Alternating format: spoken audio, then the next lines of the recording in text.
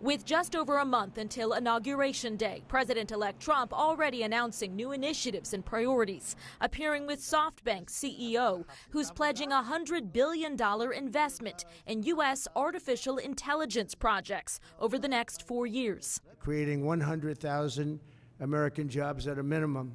It's the latest in a string of business leaders meeting with the president-elect. Everybody wants to be my friend. He then took reporters' questions on everything from the war in Ukraine Gotta be a deal.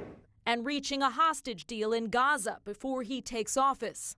If these hostages aren't back home by that date, all hell's going to break out. To defending his more controversial picks for cabinet positions, including Robert F. Kennedy Jr., who's speaking to senators today in his bid to lead the Department of Health and Human Services. Several lawmakers have voiced concerns about RFK Jr.'s skepticism toward parts of mainstream medicine, especially his long-documented opposition to vaccines.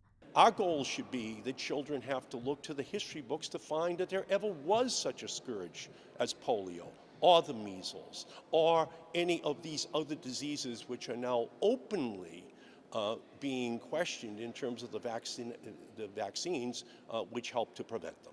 I think you're going to find that Bobby is a very rational guy. You're not going to lose the polio vaccine. That's not going to happen. I saw what happened with the polio. I have friends that were very much affected by that. The Trump transition team downplaying RFK Jr.'s controversial positions and leaning into broadly accepted areas of concern on reducing chronic illnesses and encouraging a healthy food supply. In Washington, Alice Barr, NBC News.